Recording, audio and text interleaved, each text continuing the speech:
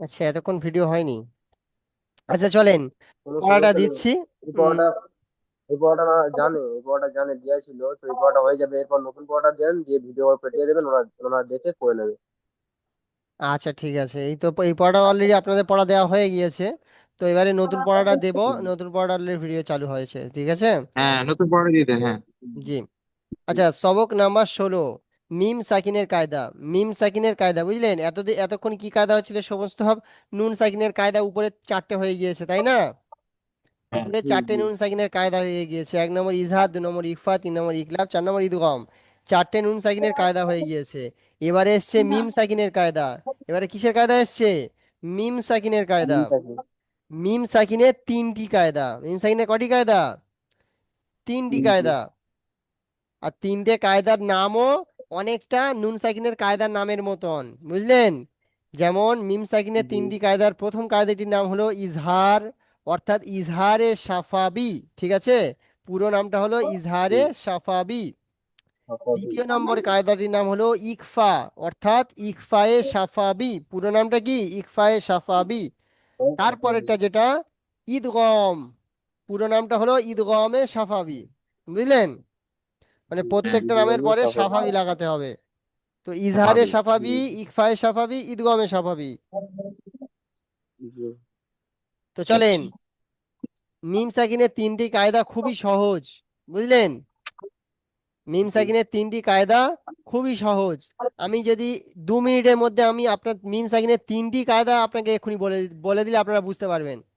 দেখেন, আরবি অক্ষর কয়টি? 29টি, তাই না? হ্যাঁ। জি জি। 29টি অক্ষরের মধ্যে যদি মিম সাকিনের পরে যদি বা আসে তাহলে গুণনা হবে। আর এই কায়দাটির নাম হলো ইকফা। মিম সাকিনের পরে যদি বা আসে তাহলে গুণনা হবে, আর এই জনগণ। কায়দাটির নাম হলো কি? ইকফায়ে সাফাবি। ইফা। হ্যাঁ। ইকফায়ে সফাবি। আর একটা কায়দা হলো মিম সাকিনের পরে যদি মিম আসে তাহলে সেটাও গুণনা হবে। সেটাকে বলা হয় জি। ঈদগমে সাফাবি। সেটাকে কি বলা হয়? ইদগমে সফাবি। ঈদগমে সাফাবি। আর একটা হচ্ছে মিম সাকিনের পরে যদি এই বা আর মিম ছাড়া যদি কোনো অক্ষর আসে, এই বা আর মিম ছাড়া যদি অন্য কোনো অক্ষর আসে তাহলে সেটাকে বলা হয় ইজহারে সাফাবি। সেটাকে কি বলা হয়? আচ্ছা, ইজারে আচ্ছা। সফাবি। ইজহারে সাফাবি। ঠিক আছে। হ্যাঁ। তাহলে বোঝার জন্য কিরকম ভাবে বুঝবেন? মিম সাকিনের তিনটি কায়দা। প্রথম কায়দাটির নাম হলো ইজহারে সাফাবি, দ্বিতীয় কায়দাটির নাম হলো ইকফায়ে সাফাবি, জি। তৃতীয়টি কায়দার নাম হলো ঈদগামে সাফাবি। প্রথম নম্বর যে কায়দা ইজহারে সাফাবি, ওই কায়দাটি কখন হবে? যখন মিম সাকিনের পরে বা আর মিম ছাড়া, বা আর মিম ছাড়া ডিম ছাড়া। আরো যে কটাই অক্ষর হচ্ছে, 29টি অক্ষরের মধ্যে দুটো অক্ষর বাদ দিলে কটাই অক্ষর? 27টি। 27টি অক্ষর। তাহলে 27টি। বা আর মিম ছাড়া যদি এই 27টি অক্ষরের মধ্যে কোনো একটি অক্ষর আসে, গুণনা হবে না। গুণনা কি হবে না? ধন্যবাদ। ঠিক আছে।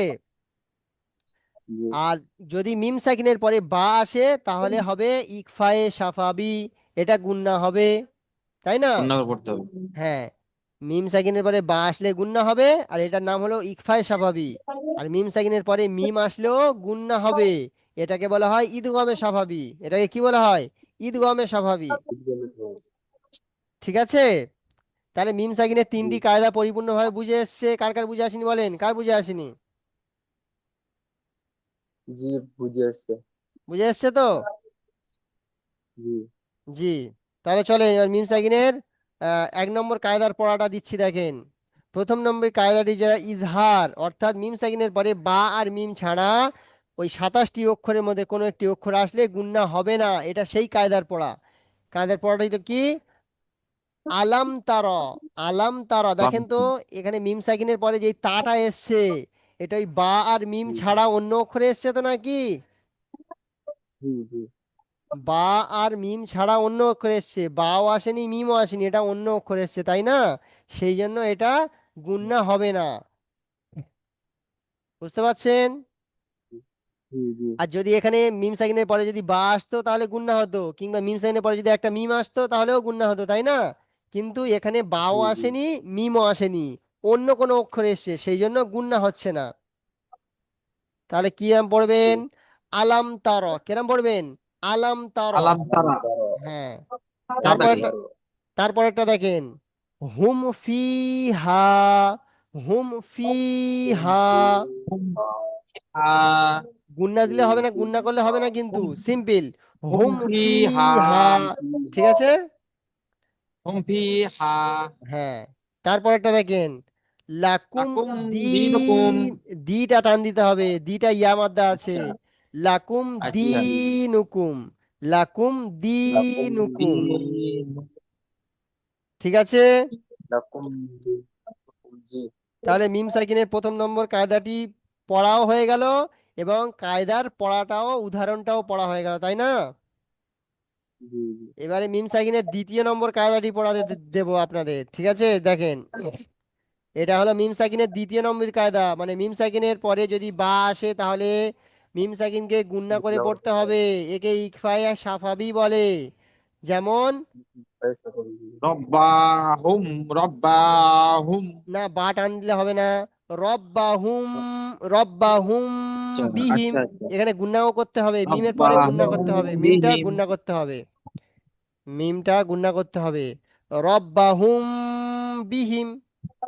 রব্বাহুম রব্বাহুম বিহিম। যেহেতু মিম সাকিনের পরে বা এসে, দেখতে পাচ্ছেন মিম সাকিনের পরে বা আসলে আচ্ছা গুণনা হবে জি জি বললাম, মনে আছে তো? মিম সাকিনের পরে বিহি বা আসলে গুণনা হবে, আর এটাকে বলা হয় বিহিম ইকফায় সাফাবি। সেই জন্য এরকম পড়বেন, জি রব্বাহুম বিহিম। পড়েন। রব্বাহুম রব্বাহুম বিহিম। বিহিম। জি। তারপরে দেখেন, আস- ওয়াসাকুম বিহি। ওয়াসাকাকুম ওয়াসাকাকুম বিহি। জি, তাহলে বুঝে এসছে, মিম সাকিনের পরে বা আসলে গুণনা করতে হবে, ঠিক আছে ভাই? আর এটাকে কি বলা হয়? জি ইকফায়ে সাফাবি, ইকফায়ে সাফা। সাফাবি। এটা হলো মিম সাকিনের দ্বিতীয় নম্বর কায়দা, তাই না? এবারে, এবারে জি কোনটা পড়া হবে, কোন কায়দাটা বাকি আছে মিম সাকিনের? তৃতীয় নম্বর দ্বিতীয় নাম্বার কায়দা। কায়দা।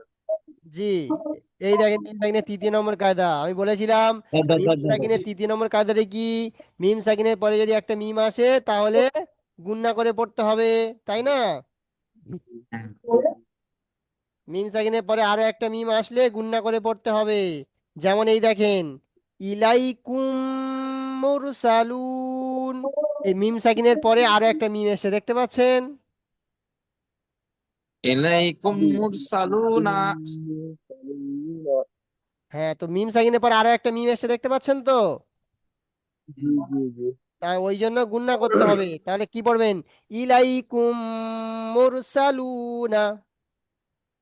ইলাইকুম ইলাইকুম মুরসালুনা। সালামুনা। মাশাআল্লাহ। তারপরে দেখেন, লাহুম মা ইয়াশাউনা।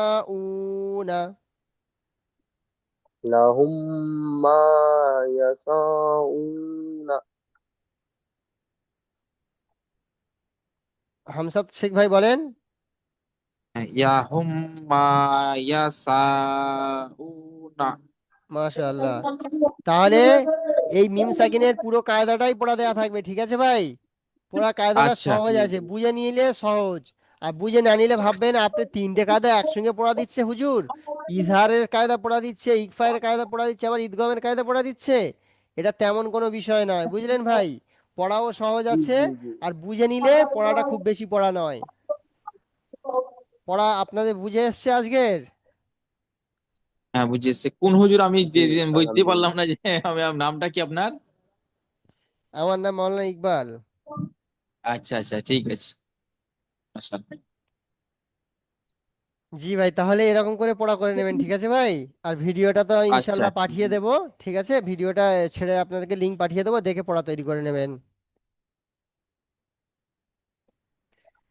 জি।